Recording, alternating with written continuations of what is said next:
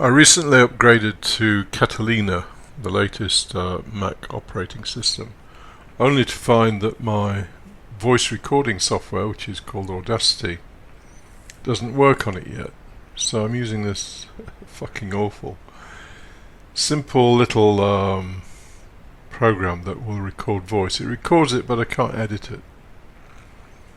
Anyway, so any mistakes are going to stay in there. It's just the way it is. So I thought I'd do a podcast on Spinoza, on his treatment of the emotions. Because with Kant we can get carried away and think that we don't have any emotions, that we're not driven by fairly strong, well, very persistent desires.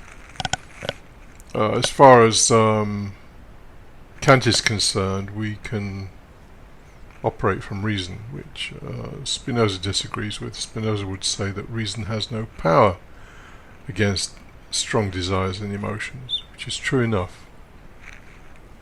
Not on its own anyway. So, I've got an extract that I've tagged below here on this podcast. It's just from part 3 of the Ethics. I'm going to go through some of the propositions, because what I want to emphasize is that Spinoza goes to great lengths at the beginning of part 3 to tell us that this is just the way things are. Just like the sea has storms, sometimes there's a nice calm day, there are doldrums. So our emotional nature operates according to natural laws. So anger, love, envy, derision, whatever. These are quite natural things. And so when he's going through part 3 and outlining what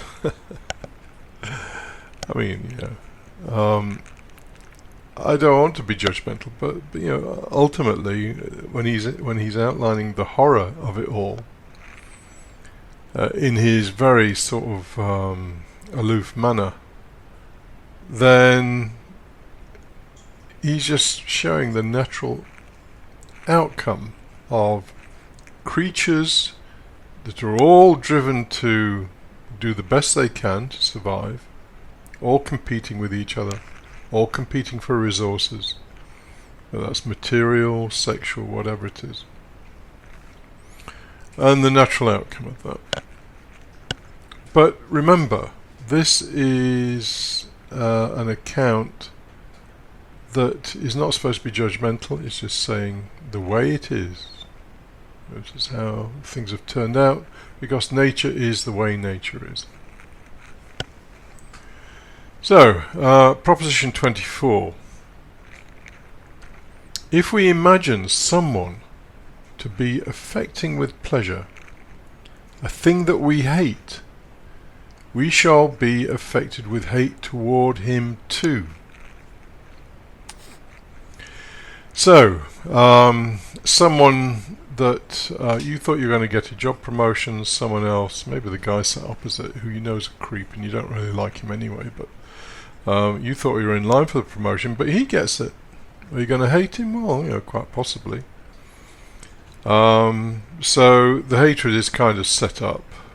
So we imagine someone to be affecting with pleasure a thing that we hate. The thing that you hate is this guy that sat opposite you that has got the promotion. And then somebody comes along with a nice big cake, to celebrate his promotion. You're going to hate that person as well. So if we imagine someone to be affecting with pleasure a thing that we hate, well, bring the cake along. And celebrating this guy's promotion, you'll end up hating the guy who brought the cake as well. If, on the other hand, we think of him as affecting with pain the said thing, we shall be affected with love toward him. So, the guy sat opposite you, he's got promotion. Somebody walks up to him and says, "You fucking creep, I knew you'd get that. You're despicable." Will you like the person who said that? Yes, you will. You will be affected with love towards him. The guy dishing out the insults. So this is the way it works. To pretend it doesn't work like that is to be a phony. Which is why when somebody does get a promotion and everybody's patting him on the back and saying, well done, blah, blah, blah, many of those people will be hating him, but there's a phony response. And they will all take a secret joy if he gets his new job and then the boss fires him or something. This is the way it works. It's wonderful to be honest about these things, although very few people are going to be this honest. So the Scholium says these and similar emotions of hatred are related to envy, which can therefore be defined as hatred insofar as it is considered to dispose a man to rejoice in another's hurt and to feel pain at another's good. This is human nature. You can see the picture here. The kind of baby-faced person here. Thank you to Robert Coltrane for posting that on Facebook. And what is inside this person? Well, what's inside is this rabid monkey mind. It's not only kind of a monkey mind that's flitting from one thing to another all the time, but is actually fairly vicious. That's what's inside there. On the outside is the baby face smoking a cigarette. So that's that proposition.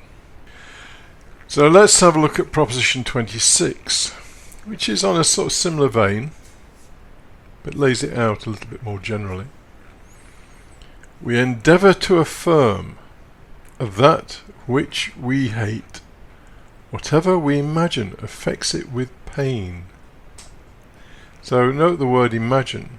We will affirm imaginings about someone that we hate that is something fairly horrible.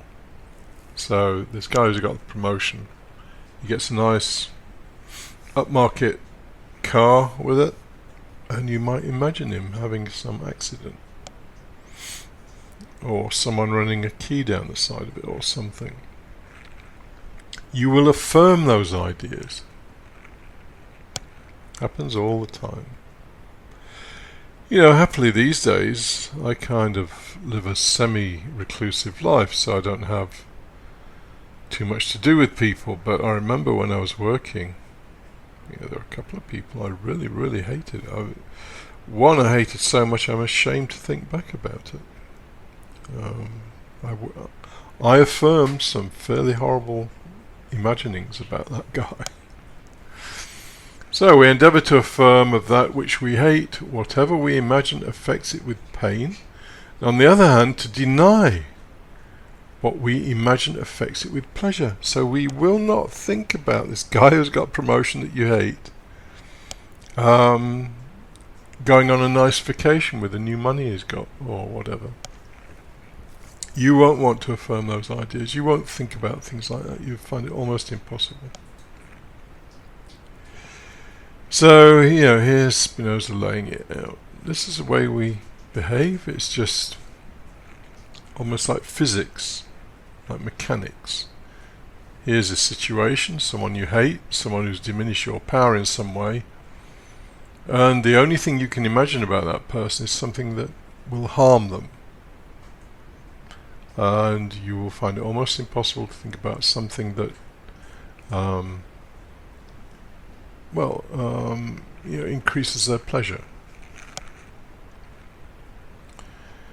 So the Scholium, I'll read it. There's not particularly a huge amount in here, but thus we see that it easily happens that a man may have too high an opinion of himself and of the object loved, and on the other hand, too mean an opinion of the object of his hatred. Of course. You hate that guy who's got a promotion, so you're going to be envious of him and think about all the things, the ways in which he is inadequate. This way of thinking, when it concerns the man who has too high an opinion of himself, is called pride, and is a kind of madness, in that a man dreams with his eyes open that he can do all those things that his imagination encompasses, which he therefore regards as real, exulting in them as long as he is incapable of thinking of those things that exclude their existence and limit his power of activity. Therefore pride is pleasure arising from the fact that a man has too high an opinion of himself. Again, pleasure that arises from the fact that a man has too high an opinion of another is called over-esteem. Finally, pleasure arising from the fact that a man has too mean an opinion of another is called disparagement. Yes, Spinoza is observing these behaviours and just giving them names. They're quite enlightening, really. So, let's move on to the next one. Right, proposition 32, further down the attached document. If we think that someone enjoys something that only one person can possess, we shall endeavour to bring it about that he should not possess that thing. You wanted that job promotion, so you will try and bring it about that he doesn't get it. Wherever there's scarcity of resources, you will make sure, in whatever way you can, that no one else gets hold of those resources, and that you get them. And the proof is really quite amusing. From the mere fact that we imagine somebody to enjoy something, we shall love that thing and desire to enjoy it. So, all of a sudden everybody's wearing, as happened in the 70s, I'm not so much in touch with things now, but in the 1970s people started wearing shoes that had soles that were about 4 inches thick. I think they call them platforms. They looked ridiculous. People walked around as though they were disabled in some way. But nonetheless, people looked at these people strutting around, thought they looked, fairly fashionable, and they wanted it. They saw them enjoying their newfound power through their fashion, and they desired to enjoy the same thing. But by hypothesis, we think that this pleasure is impeded by the fact that the person is enjoying the thing in question. Therefore, we shall endeavour to bring it about that he should not possess it. This is the way it works. This is humanity basically vying for scarce resources. And of course, as the wealth and affluence becomes more concentrated, so for most of us, there are fewer and fewer resources, so this behaviour is going to manifest more and more. I won't read the scholium. Well, maybe I will. We therefore see that human nature is in general so constituted that men pity the unfortunate and envy the fortunate. That's basically what our lives consist of, pitying the unfortunate. And of course we see them on the news every day. We pity them. We don't do anything about it, but we pity them because they have less power than us, and so anyway. And we envy the fortunate, in the latter case with a hatred proportionate to their love of what they think another possesses. Basically, in a situation of envy, you want what that other person has got. So if you envy someone, it's not because they've done anything wrong or because they're inadequate in some way. It's because they've got what you want. Furthermore, we see that from the same property of human nature, from which it follows that men are compassionate, it likewise follows that they are prone to envy and ambition. Well, it's the same thing. We're compassionate towards people we pity because it's the same power dynamic. We perceive that we have more power than these people, and there's the whole thing of the image affecting us, which I've gone through in another podcast. But so we're compassionate, but envy and ambition is simply The same conatus, this time not looking at something less powerful, but looking at something more powerful. It's the same thing. Finally, we shall find that common experience confirms all these points, especially if we turn our attention to childhood. For we find that children, their bodies being as it were continually in a state of equilibrium, laugh or weep merely from seeing others laugh or weep. And whatever else they see others do, they immediately want to imitate. In short, they want for themselves whatever they see others take pleasure in, because, as we have said, the images of things are the very affections of the human body. That is, the ways in which the human body is affected by external causes and disposed to this or that action. I guess you will know by now that all of this is what Spinoza would call inadequate. It's inadequate because it involves things outside of us. Competing for resources, competing with people, liking things that we think will bring us some advantage, affirming those things, denying the existence of things that we think might disadvantage us, and so on. This is life for most people. And I want to finish on a particular note. I might use some fairly bad language here, so I'll give you a warning. Well, then again, I may not. But here's something that you need to bear in mind. It doesn't matter who you meet. It could be the most charming person on earth, could be the most obnoxious person on earth. It doesn't really matter. All that matters is, has this person self-knowledge? If they've done no work on themselves in terms of trying to understand themselves and understand the world, then really you cannot trust a person like that. It doesn't matter who they are. It could be a mother, father, or whatever. Because without understanding, a person cannot act in a reasonable way. Unfortunately, virtually all the people, and in some cases it may be all the people that you ever meet, will have no understanding of themselves or the world. And so you cannot trust them. Trust is another podcast really, but trust is a stupid idea.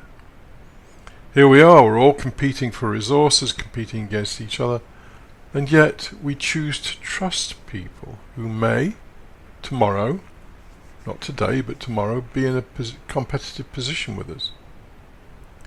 And that competitive position will mean that they are possibly trying to disadvantage you to advantage themselves.